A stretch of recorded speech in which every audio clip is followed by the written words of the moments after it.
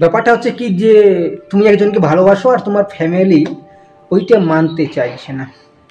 এই পরিস্থিতিটা কতটা কঠিন সেটা কিন্তু আমরা বুঝি।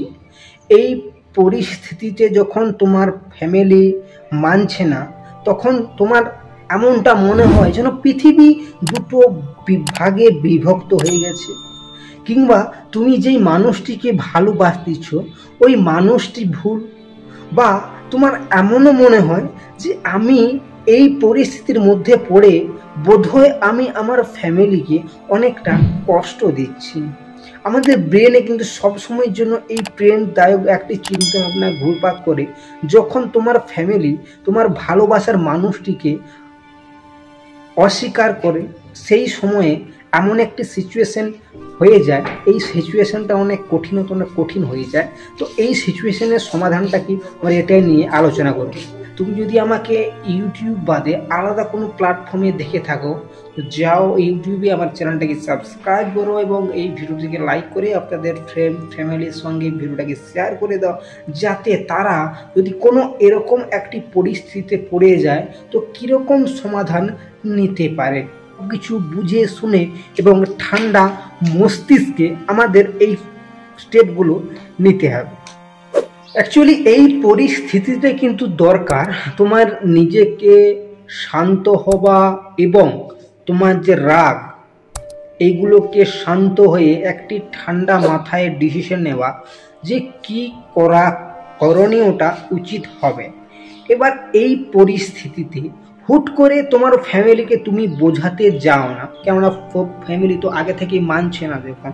আর এই পরিস্থিতিতে হুট করে কোনো কিছু স্টেপ তুমি নেও না যে এই স্টেপটি আমি নেব, যে আমার সঙ্গে সঙ্গে কাউকে ব্ল্যাকমেইল, কাউকে হয়তো ফোন করলাম, কাউকে ব্ল্যাকমেইল বা দুই ফ্যামিলির মধ্যে ব্ল্যাকমেইল, এগুলো একদম করো না।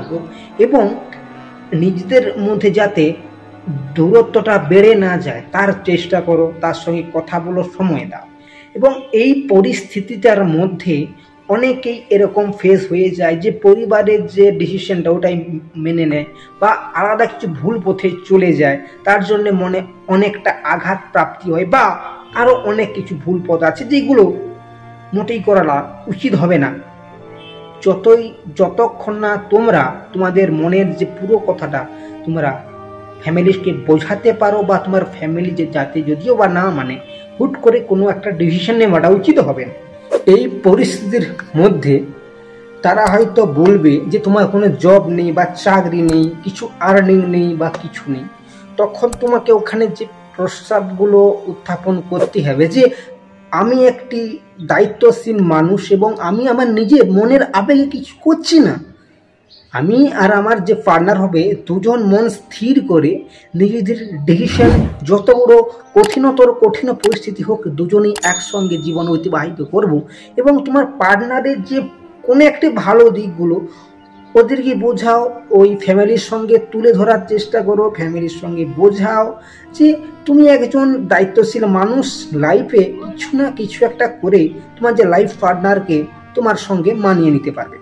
এই দিকগুলো ফ্যামিলির সঙ্গে আলোচনা করো, ফ্যামিলির সঙ্গে সময় দাও, ফ্যামিলিকে ভালোভাবে বোঝাও।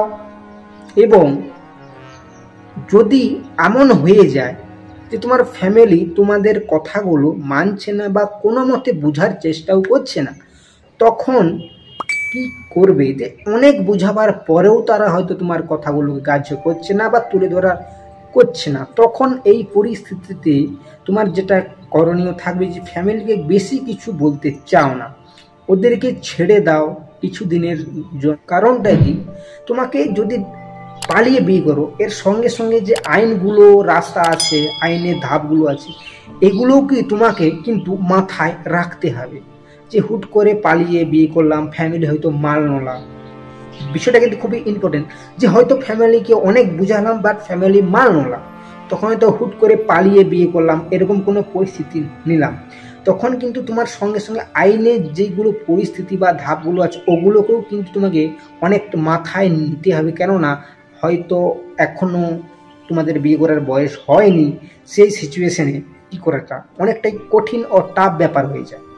মনে রাখবে যে একে অপরের সঙ্গে যদি দুজন একই সাথে একই প্রচেষ্টা করো তাহলে কিন্তু জীবনটা অনেকটাই এখানে সমাধান হয়ে যায়।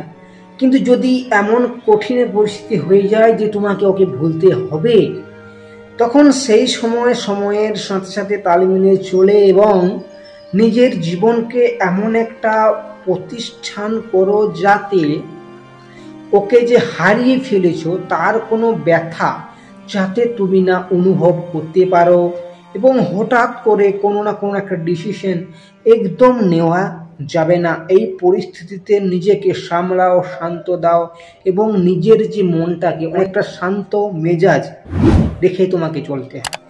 ভালোবাসার জন্য লড়াই করতে শিখো, কিন্তু সম্মান দিয়ে, যাতে পরিবারের কোনো কষ্টটা তোমাকে বুঝতে না হয় বা পরিবারকে বুঝতে না হয়।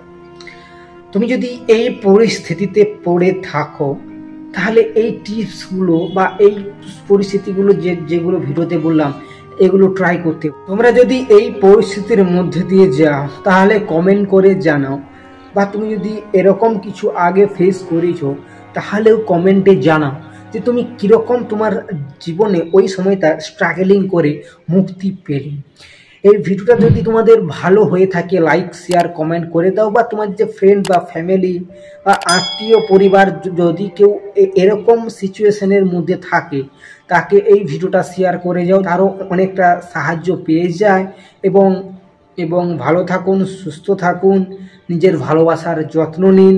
দেখা হচ্ছে পরের ভিডিওতে, ততক্ষণ ভালো থাকুন।